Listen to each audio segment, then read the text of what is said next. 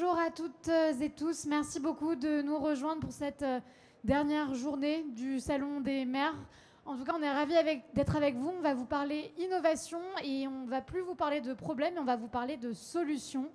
Nous, on est Paris & Co. C'est l'agence d'innovation de la ville de Paris et de la métropole du Grand Paris. On accompagne des entrepreneurs, petits et gros, à développer leurs solutions. On accompagne les collectivités territoriales et les grands groupes dans leurs enjeux d'innovation également. Et on est ravis de vous présenter 6 startups aujourd'hui, 6 solutions dans lesquelles on croit énormément, qui mettent un peu de data dans les territoires pour aider les élus, les agents, les administrés et leur faciliter la vie tout simplement. Je vais tout de suite laisser la parole à l'une de ces startups. Donc il y en a vraiment 6 qui vont enchaîner les pitchs. On est sur un modèle de pitch qui est très loin de celui des élus en règle générale. Vous allez peut-être le découvrir. Donc c'est 5 minutes à chaque fois.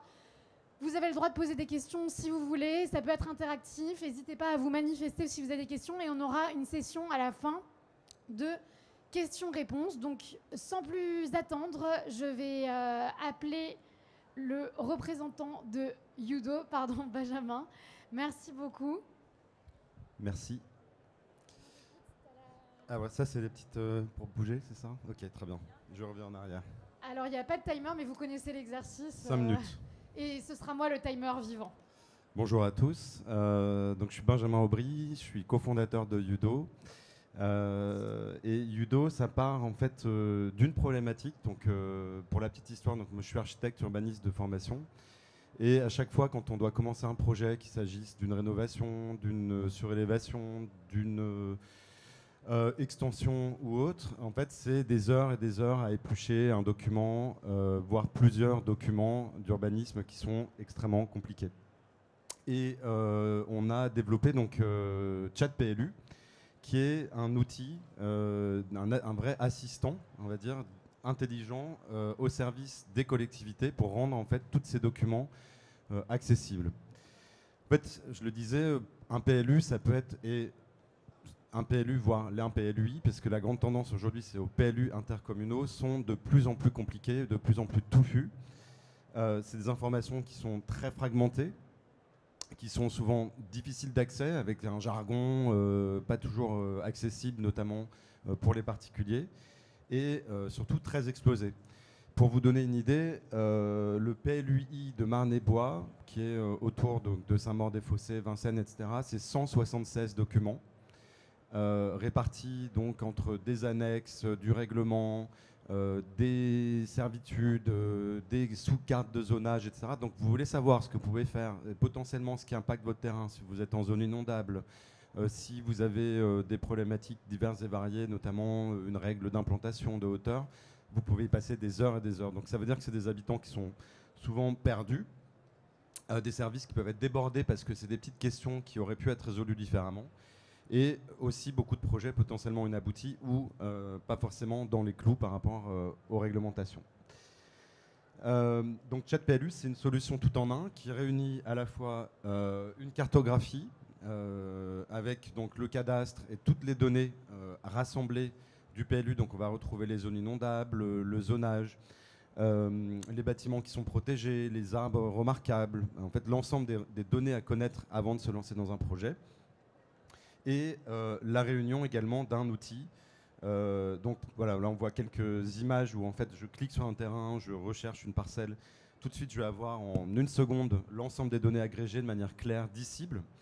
Et je vais également avoir donc un outil pour interroger le règlement lui-même, c'est-à-dire qu'est-ce que j'ai le droit de faire sur mon terrain, grâce notamment à l'IA. Enfin, on se sert notamment des API de Mistral AI pour cela. Et donc qu'est-ce qu'il faut que je sache pour construire une habitation? Quels sont mes droits? Pour faire une extension, pour faire un abri de jardin, construire un local vélo. Enfin, finalement, tout ce qui est lié à tout ce qui est régi par un règlement. Et je vais pouvoir obtenir les réponses de manière claire en quelques secondes, plutôt que d'y passer des heures. C'est un outil qui est également personnalisable par rapport à la commune, c'est-à-dire qu'on se sert, nous, de l'ensemble des données qu'on récupère, qu'on agrège de Géoportail, de différentes sources d'open data. qu'on peut personnaliser, donc intégrer sur le site de la commune, qui est enrichissable avec des données locales. Par exemple, je veux ajouter, il y a des travaux sur une voirie, il y a des projets municipaux à venir sur un terrain quelconque. Et également, j'ai la possibilité en tant que municipalité d'avoir un peu des données sur qu'est-ce qu'on cherchait, quelles questions les citoyens, mes administrés, ont posé à ChatPLU. Est-ce que la tendance est plutôt de faire des surélévations? Est-ce qu'il y a beaucoup de demandes portant sur des modifications de clôture ou autres? Voilà, à peu près en 5 minutes. Aujourd'hui, c'est un outil qui est déployé déjà sur quelques communes. Merci beaucoup, Benjamin. N'hésitez pas à poser toutes vos questions, surtout qu'il y a un stand qui réunit toutes les... Oui, on est juste là-bas en plus. Ouais. Voilà, c'est vraiment pas loin, vous n'allez pas vous perdre si vous venez poser des questions à Benjamin de Yudo. Merci beaucoup, Benjamin. Et je te laisse dropper le mic à la seule femme de notre assemblée de pitchers aujourd'hui. Parce qu'on fait pas de la data. Voilà, c'est peut-être pour ça. Je rigole. Tu vas nous parler, Emma, de SportShield. Je te laisse la parole. Ouais, merci beaucoup, Margot. Alors, SportShield, c'est avant tout un projet de sport, mais c'est avant tout un projet d'urbanisme. Ça a été pensé par mon associé Jean sur le thème de la ville du quart d'heure.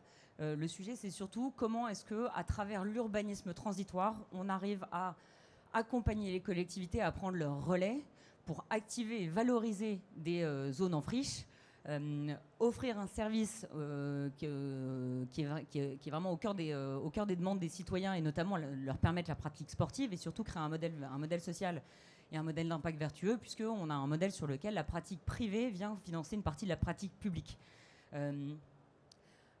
En fait, si on prend le cas des grandes villes notamment, en fait, on sait bien que la pression foncière dans les cœurs de ville est incompatible avec ce qui est les problématiques notamment des terrains de grand sport qui ont besoin de beaucoup d'espace, qui est trop cher.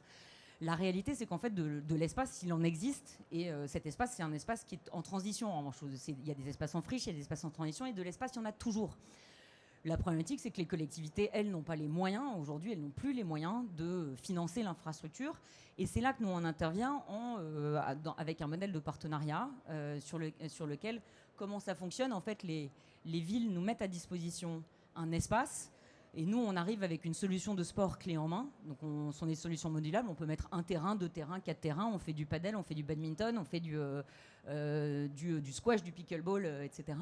On fait toute l'étude de faisabilité. On fait le pilotage de projet. Et du coup, on arrive avec une infrastructure autonome auquel les clients accèdent avec une réservation en ligne, etc. On a par ailleurs, en fait, c'est un projet qui, comme il a été développé avec Paris Senco, il a été développé avec les services de la ville et les services de la ville nous ont aidés à concevoir un projet qui répond vraiment aux problématiques des villes, c'est-à-dire comment on anticipe la pollution sonore et certains ont entendu que le paddle ça peut faire un peu de bruit, mais comment on anticipe la pollution sonore, comment on anticipe la pollution lumineuse, qui est un vrai sujet aussi dans les cœurs de ville. Et du coup, on a développé des solutions techno qui sont des solutions propriétaires avec une seconde peau qui réduit l'impact sonore, etc. Avec des systèmes d'éclairage qui sont beaucoup plus doux et beaucoup plus diffus que les traditionnels spots qu'on met à 7 mètres qui sont éblouissants et qui créent des vraies zones. Par ailleurs, nous on met à disposition, en fait, les terrains sont loués, on les opère et les terrains sont loués à l'unité, mais ça nous permet, avec cette pratique privée, de financer 30% des slots disponibles qui sont en fait mis à disposition de scolaires et d'associations à titre gracieux toute l'année sur toutes nos infrastructures. Et du coup, je disais, on prend l'ensemble du truc. Je parlais des solutions techniques, notamment parce que la pollution sonore est un des sujets quand on est en cœur de ville. Mais le premier projet qu'on avait fait, qui était à Paris, en plein cœur de ville, devant la maison de la radio, devant un immeuble de 5 étages, il n'y a pas eu un appel des résidents, et notamment on pouvait jouer jusqu'à 22h et maintenant on peut jouer ils nous ont étendu nos horaires jusqu'à 23h. Le parcours client est totalement simplifié et autonome en ligne, et par ailleurs on met au cœur de nos services et de notre vision un service totalement circulaire et avec un impact minimal, c'est-à-dire que nos structures sont 100% réutilisables, même si on a des structures qui sont des structures temporaires, on la pose, et à la fin de la période, on la démonte, on la replace ailleurs. Ce sont des structures par ailleurs qui sont très simple, en fait, nous, c'est des structures autoportantes ou des structures sur pilotis qui nous permettent de nous mettre sur des terrains en friche ou sur des parkings. Ça ne nécessite pas d'artificialisation des sols, puisque du coup, on vient rattraper les dévers, etc. Et donc, on a l'autorisation, par exemple, avec la DEF, de se mettre sur des espaces verts, puisque du coup, on n'a pas d'artificialisation et pas de dalle. Donc, c'est vraiment une structure qu'on vient, qu'on pose, et puis qu'on enlève à l'issue de la période. Et je disais, on a un soutien, nous, par exemple, sur notre site de Lyon, on a trois collèges et établissements d'enseignement primaire qui se servent de l'infrastructure toutes les semaines. On a des partenariats avec les associations et on continue à développer ces partenariats. Voilà. Et ça, c'est probablement le terrain de paddle avec la plus belle vue au monde. Mais voilà. Donc vous pouvez venir jouer si vous voulez. Je peux témoigner, c'est le plus beau terrain de paddle de France, voire du monde. Et je vous encourage à aller le tester. Je vais passer la parole à... Merci beaucoup. Pardon. Merci beaucoup, Emma. L'urbanisme transitoire sportif, c'est une belle promesse. Je vais passer la parole à Vincent, qui n'est pas là. Et si il est là, incroyable entrée de Vincent Hippo, qui va vous présenter une solution merveilleuse de gestion des déchets. Et est-ce qu'on a la petite zapette qui était restée dans la poche, évidemment. C'est moche. Merci Vincent. À toi. Ouais. Bonjour à toutes et à tous. Donc, je suis Vincent Hippo, un des cofondateurs de la société Ficha. Et chez Ficha, on accompagne les collectivités et les opérateurs déchets pour les aider à améliorer la collecte et les performances de tri avec l'intelligence artificielle. J'imagine que c'est un mot que vous avez entendu beaucoup durant ce salon, mais on essaye de pousser cette technologie au service de la gestion des déchets avec deux problèmes pour les collectivités qui leur coûtent très très cher. Un problème d'erreur de tri, donc beaucoup d'indésirables dans le tri, que ce soit du verre, des sacs ordures ménagères, des déchets organiques, et dans le même temps, 50% de déchets valorisables qui sont dans l'ordure ménagère. Donc c'est des déchets qu'on aurait pu valoriser, recycler par exemple, plutôt que de les envoyer à l'incinération ou à l'enfouissement. Ça, c'est des manques à gagner qui sont énormes pour les collectivités, et on va essayer de les accompagner pour résoudre ça. Leur plus gros problème, c'est qu'elles collectent des tonnes de déchets par jour, mais elles n'ont pas vraiment de visibilité sur ce qu'elles collectent et derrière ne peuvent pas mettre en place des actions ciblées pour réduire ces problèmes. Donc chez Ficha, on a un double objectif, c'est de détecter et réduire les erreurs de tri et d'améliorer l'efficacité des actions de sensibilisation, donc permettre aux collectivités d'avoir des actions qui soient beaucoup plus ciblées sur leur territoire. Parce qu'aujourd'hui, encore une fois, le fait qu'elles n'aient pas de la donnée sur ce qu'elles collectent, ça les empêche d'avoir des actions qui soient ciblées sur leur territoire. Et c'est donc là où va rentrer l'intelligence artificielle. Donc on installe tout simplement une caméra dans les camions de collecte qui va permettre, avec des algorithmes d'intelligence artificielle, d'aller analyser les indésirables au moment de la collecte. Donc on a la poubelle qui va être collectée, une analyse qui va être réalisée, associée à une géolocalisation qui va permettre ensuite d'avoir une cartographie de la qualité du tri du territoire et de permettre aux collectivités d'avoir des actions qui soient beaucoup plus ciblées. Parce qu'aujourd'hui, les collectivités ont des ambassadeurs du tri qui sont des employés de la collectivité à qui on dit réduisez le taux d'erreur de tri, point. Et elles n'ont pas forcément les zones où il faut aller. Et donc là, on vient aider ces équipes terrain à pouvoir sensibiliser encore une fois de manière plus ciblée grâce à cette donnée. Donc elles ont l'image du bac qui a été collecté avec la zone des erreurs et des analyses derrière qu'on va mettre sur des tableaux de bord, des adresses qui posent le plus de problèmes, qui ont le plus de récurrence d'erreurs de tri. Et avec notre accompagnement, on va les aider à aller sur le terrain grâce à une application terrain. Parce qu'on sait que tous ces outils d'IA, l'un des points faibles, c'est quand même que ça fait beaucoup de données. Mais aujourd'hui, une collectivité, aller gérer la donnée, c'est assez compliqué. Et les équipes terrain sont encore beaucoup avec des feuilles, papier, donc des processus qui sont très manuels. Et donc, on a essayé d'aller plus loin en proposant cette application où, quand on a les erreurs, on va pouvoir générer des itinéraires de sensibilisation et les équipes terrain vont pouvoir très simplement restituer le contenu des actions de sensibilisation qu'elles mettent en place. Donc, on essaye d'avoir vraiment une boucle de la détection à la mise en place de l'action pour aider les collectivités à réduire le coût des erreurs de tri. Et sur l'habitat collectif, on vient déployer ce qu'on appelle le cocon. Donc c'est un dispositif qui va permettre d'analyser la qualité du tri d'un usager qui, dans le logement social, on développe beaucoup ces dispositifs, et ensuite, grâce à l'intelligence artificielle, donc de faire une détection pour pouvoir dire à l'usager si oui ou non il a bien trié, parce que c'est une question que se posent encore beaucoup d'usagers, et notamment dans l'habitat collectif, et puis derrière d'aller gratifier le geste de tri. Donc on essaye de vraiment être présent sur toute la chaîne, la collecte et l'habitat collectif qui est un énorme point noir des collectivités où ça fonctionne vraiment très mal. Et donc notre mission, nous, c'est d'amener l'intelligence artificielle pour trouver les leviers de changement des comportements et aider les collectivités sur cette mission. Voilà ce que je pouvais vous dire à peu près. Et donc ça, c'est les chiffres d'amélioration qu'on a pu avoir grâce à cette solution. Donc on a permis de doubler les déchets recyclables collectés et d'améliorer la qualité du tri en la faisant passer à plus de 90%, là où auparavant on était autour des 40%. Je passe cette slide. Voilà, quelques clients qu'on peut avoir. Donc on travaille aussi bien avec des opérateurs déchets, Suez, Paprec, Nicolin, Sepur, que des EBT. Donc en voici quelques-unes en Ile-de-France et plus de 50 territoires qu'on accompagne. Demain, d'ici la fin d'année, on devrait en accompagner plus de 70. Donc, merci beaucoup. Merci beaucoup, Vincent. L'intelligence artificielle au service du tri. On va partir dans le ciel maintenant avec Emilien. Je peux lancer la vidéo ? Oui, tout à fait. Je te laisse prendre.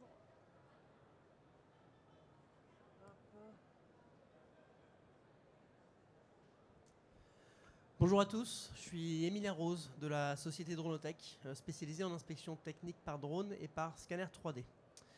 Je vais vous raconter un petit peu l'histoire de Dronotech. Dronotech, a été créé il y a 10 ans. Dans mon ancien parcours, j'étais expert d'assurance.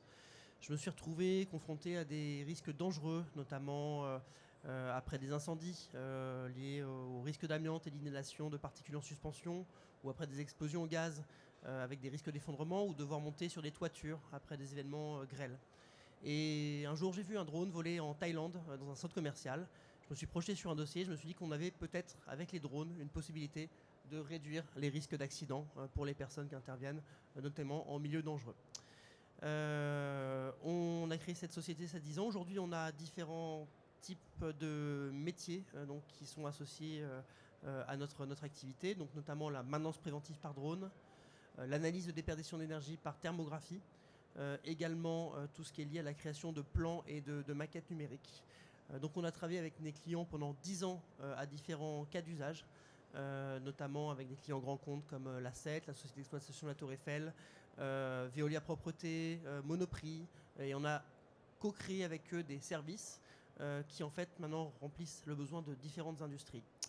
Il y a maintenant pas très longtemps, nous avons eu beaucoup de chance d'être sélectionnés par l'UGAP pour nos services innovants parmi un panel d'autres entreprises pour pouvoir répondre en fait à ces trois grands métiers, donc qui sont la maintenance préventive assistée par drone, l'analyse de déperdition d'énergie et la création de plans et de maquettes numériques. Donc nous aujourd'hui on est organisé avec un réseau d'opérateurs, un peu plus de 200 opérateurs qui sont dans notre réseau, qui sont indépendants. On a des opérateurs drones, des opérateurs scanners, des géomètres topographes, mais également des spécialistes de l'étude de corrosion qui avec nous en fait travaillent sur cette donnée pour la rendre directement exploitable pour les clients.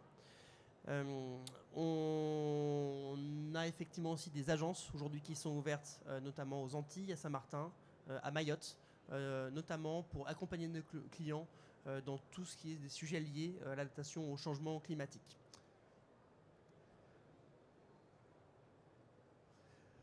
Aujourd'hui, Dronotech, premier réseau d'inspection par drone en Europe, un peu plus de 200 opérateurs référencés dans le réseau, plus de 4000 interventions réalisées en France et dans les DROM et dans les COM, et donc une cellule spécialisée dans le traitement de données. Les 4 grands métiers, je les répète, on a commencé par l'expertise après sinistre pour accompagner nos clients, notamment après des événements climatiques, des catastrophes technologiques, des catastrophes naturelles, tout ça en les accompagnant avec des drones, toujours pour la réduction des risques. La maintenance préventive assistée par drone, l'analyse de déperdition d'énergie et la création de points et de maquettes numériques. Sur tout ce qui est accompagnement, notamment du risque climatique, nous sommes en ce moment déployés à Mayotte, notamment pour tout ce qui est sujet d'aide à la reconstruction, avec des clients publics, notamment le conseil départemental, la CIM qui est le bailleur social à Mayotte, également la préfecture, le CHM, donc le centre hospitalier de Mayotte. Et tous ces clients-là, on arrive à les accompagner au travers du marché UGAP que nous avons remporté. On va pouvoir aussi intervenir avec des drones et des scanners 3D dans du milieu confiné pour de l'inspection de toiture, pour l'inspection d'ouvrages d'art, du suivi de chantier et de l'intervention à grande hauteur. Tous nos services sont également déclinés au sein du marché UGAP. Donc toutes les collectivités, toutes les mairies, tous les acteurs publics peuvent facilement activer nos services à travers le catalogue UGAP. Ce sujet est très intéressant parce qu'il est directement lié à la transition écologique, notamment pour l'aide aux réductions des consommations d'énergie. Grâce à notre service Thermodrome, on aide nos clients à évaluer les ponts thermiques et nous produisons des rapports avec des préconisations pour accompagner nos clients dans l'application du décret éco-énergie tertiaire. Également au catalogue UGAP, nous proposons ce service Thermodrone. En 30 secondes, Emilien. Plan maquette numérique. On est plus rapide, plus efficace, plus précis que la majorité des solutions d'inspection. On est très content d'avoir été sélectionné pour ce marché UGAP qui pour nous ouvre énormément de portes auprès des collectivités territoriales, des mairies et de tous les acteurs publics. Et écoutez, je vous remercie pour votre attention et je vous souhaite une excellente fin de salon. Merci beaucoup et n'hésitez pas à retrouver Emilien pareil sur les stands qui sont juste derrière pour parler inspection technique par drone, entre autres. Merci beaucoup Emilien. Merci à vous. On va accueillir tout de suite Benoît de Pando 2. C'est Bruno. Elle l'a fait. Bonjour, c'est pas Benoît, c'est Bruno. Ouais, Je suis le directeur commercial de Pando il 2. reste 5 minutes pour tout le monde. Puisqu'on était dans les airs, on va rester dans l'air, mais cette fois-ci l'air intérieur des bâtiments. Autre problématique importante pour les collectivités territoriales. Donc nous, on applique l'IoT, ce genre de capteur par exemple, et l'intelligence artificielle à la supervision de la qualité de l'air dans les bâtiments. Solution française, complètement souveraine. J'en profite pour rappeler que c'est une filière d'excellence française aussi, la fabrication de ces capteurs et de ces passerelles, et que ces données arrivant dans des bâtiments, c'est important aussi de les avoir sur des clouds et des solutions qui sont complètement souveraines. Mesure en temps réel donc de la surveillance des bâtiments. Il y a une réglementation en France qui est d'ailleurs assez contraignante, mais qui est également assez vertueuse, que le législateur a voulu depuis 2022 pour notamment superviser les établissements recevant des mineurs, mais pas que, également celui des seniors. Donc cela permet effectivement d'avoir une mesure en temps réel. Pourquoi uniquement l'air ? L'air, c'est 80% aussi de la surface d'un bâtiment. Donc l'air, ça permet de réaliser également des économies d'énergie par la suite. Donc un certain nombre de nos grands clients collectivités territoriales, alors je dis des grandes collectivités territoriales comme les 470 lycées de la région Île-de-France par exemple, qui ont été mis en conformité avec nos solutions, mais aussi des collectivités territoriales plus petites qui sont soumises effectivement à ces obligations et à qui ça permet en fait non seulement d'apporter un bon confort à leurs occupants et surtout à nos pimpins quand ils sont à l'école, c'est important. Mais ça leur permet d'économiser beaucoup d'argent sur leur facture de chauffage. Cette mise en conformité, donc on est un acteur purement du logiciel, permet également de pouvoir caractériser directement les bâtiments et donc des informations traitées par nos logiciels et par des IA complètement maison, et encore une fois souveraines. On est capable de caractériser l'enveloppe des bâtiments, donc de savoir comment agir après.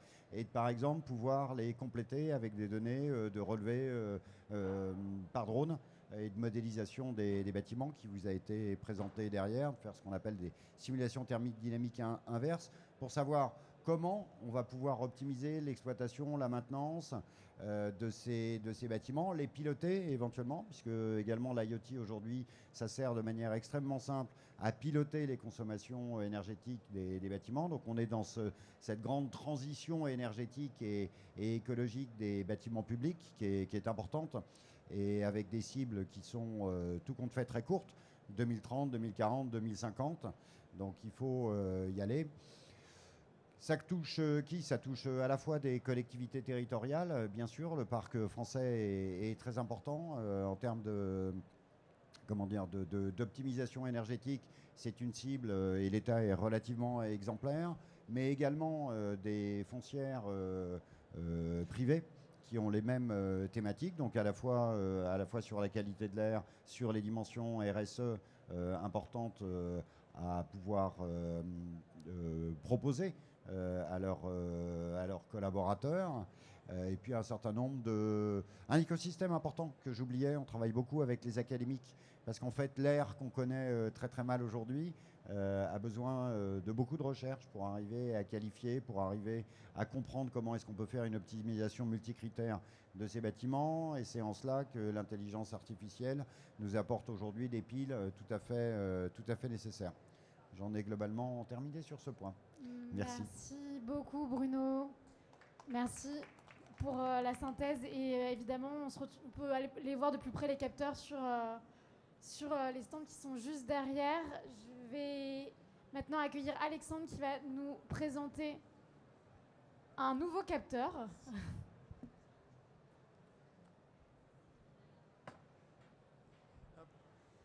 Bonjour, oui, c'est bon, vous m'entendez. Bonjour à tous, je vais vous parler aujourd'hui d'Elax Énergie et plus particulièrement d'un sujet qui déchaîne les foules, à savoir le chauffe-eau électrique. Alors, le chauffe-eau électrique, vous le voyez ici, on connaît tous, ça sert à chauffer de l'eau et en fait, on a développé la solution en partant de 3 constats. Le premier, c'est qu'en fait, le chauffe-eau électrique, à savoir sa résistance, c'est tout simple, hein. Ça chauffe de l'eau. C'est une résistance électrique qui chauffe, et en chauffant, elle chauffe de l'eau. Ça représente 4 à 5% de la consommation nationale d'électricité. Et c'est une consommation qui n'est pas du tout optimisée, qui chauffe bêtement pour souvent pas grand-chose par rapport aux besoins réels. 90% des chauffe-eau, ils consomment trop, et en consommant trop, ils s'usent prématurément. Et en plus, à côté de ça, on a du mal à les recycler. Le troisième constat, c'est que la production d'énergie renouvelable, de manière générale, sur le réseau français, va avoir vocation à augmenter. On estime même qu'il faudrait faire x3,5 d'ici 2035. Le problème, c'est que c'est des énergies qui sont dites fatales, c'est-à-dire qu'il y a du solaire quand il y a du soleil, et du vent quand il y a de l'éolien, mais c'est pas toujours corrélé aux besoins du réseau. Et du coup, c'est parfois de l'énergie qui est perdue quand elle est produite à des moments où le réseau en a pas besoin. Vous allez voir où je vais en venir. Le chauffe-eau, il a ce pouvoir, ce potentiel caché de pouvoir fonctionner comme une batterie thermique. C'est-à-dire qu'il peut stocker l'énergie sous forme de chaleur.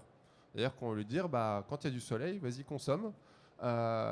Pour après emmagasiner l'énergie sous forme de chaleur et la restituer plus tard à 19h par exemple, quand on va donner le bain à ses enfants. Ça, c'est les constats. En partant de ça, qu'est-ce qu'on a développé et comment on agit dessus? Donc le but, c'est de faire en sorte que les chauffe-eau consomment moins, qu'ils consomment mieux et qu'ils vivent plus longtemps. Et pour y arriver, donc on a développé ce petit boîtier qu'on va venir en fait brancher sur les chauffe-eau directement et qui vont permettre de mettre de l'intelligence dans ces chauffe-eau là où il n'y en a pas. Donc le boîtier, il s'installe rapidement en 20 minutes, il communique avec nos serveurs via l'équivalent, on va dire, d'une petite carte SIM à l'intérieur. Et nous, en fait, nos algorithmes vont venir donner des consignes à ce chauffe-eau selon les habitudes de consommation du locataire. Le but, c'est en fait de faire correspondre la consommation du chauffe-eau aux besoins réels de l'occupant, de l'utilisateur, du locataire. Donc le premier avantage et le but, c'est en fait de faire des économies d'énergie Donc on en fait faire en moyenne 25% aux utilisateurs du boîtier Elax. C'est des données qui sont certifiées par l'organisme Carbone 4. Pour ceux qui connaissent, c'est le cabinet d'études fondé par Jean-Marc Jancovici. Le deuxième, c'est qu'en fait, en venant faire consommer moins les chauffe-eau, on va venir combattre les deux causes d'usure principales du chauffe-eau, à savoir la calcarisation et la corrosion. En gros, quand on a une eau douce, très douce, bah, le chauffe-eau il finit par percer parce qu'en fait, il y a des trous qui se font dans la cuve, c'est la corrosion. Et quand l'eau est trop dure, là, il y a du calcaire qui vient s'accumuler sur la résistance et qui font que, bah, à terme, la résistance, elle claque et que le chauffe-eau consomme beaucoup pour très peu de résultats. Donc on va baisser la température et comme toute réaction chimique, parce que la calcarisation et la corrosion, c'est des réactions chimiques, plus la température est basse, moins il y a de réactions chimiques. Et donc on va venir ralentir ça et allonger en moyenne de 4 ans la durée de vie des équipements. Le troisième point, c'est, je vous disais, il va y avoir de plus en plus d'énergie renouvelable produite et du coup, de plus en plus besoin de solutions de flexibilité, c'est-à-dire de pouvoir ajuster non pas l'offre d'électricité, mais la demande. C'est-à-dire à quel moment on consomme de l'électricité. Et les chauffe-eau, comme je vous le disais, ils peuvent fonctionner comme une batterie. Donc nous, l'idée, c'est avec tous les chauffe-eau qu'on pilote en France, actuellement on en pilote plus de 45 000, chez plus de 100 bailleurs, l'idée, ça va être de faire en sorte de les faire consommer quand il y a des pics de solaire, en plein milieu de la journée, ou des pics d'énergie éolienne, par exemple, au beau milieu de la nuit. Et l'idée derrière tout ça, ça va être de soutenir le réseau, et aussi d'avoir un impact en termes de carbone évité par la consommation de ces chauffe-eau. Parce qu'en fait, ça consomme moins, et en plus, quand ça consomme de l'énergie verte. Le dernier point, c'est en 30 secondes, évidemment, pour les utilisateurs, de leur fournir toutes les fonctionnalités modernes qu'on peut avoir sur des chauffe-eau intelligents qui coûtent beaucoup plus cher, mais sur des chauffe-eau classiques et bêtes. Il y en a 15 millions en France, donc il y en a encore beaucoup. Et donc, ils ont une application, il y a un QR code sur le boîtier qui leur permet de voir les économies qu'ils ont réalisées, prévenir s'ils sont en vacances, mettre le chauffe-eau en veille, tout en les protégeant des risques sanitaires liés au chauffe-eau qui sont la brûlure quand il chauffe trop et les risques de légionellose quand à l'inverse c'est trop bas. Et voilà, globalement, ça je vous l'ai dit à l'oral, mais on travaille pour l'instant exclusivement avec les bailleurs sociaux, un peu plus de 100 et pour 45 000 logements équipés en France. Merci à tous. Génial, merci beaucoup Alexandre, bravo à tous et à Emma. Félicitations pour ces pitchs. Pour toute question, évidemment, vous avez les stands en orange juste derrière. Et on se retrouve très vite pour de nouvelles belles innovations.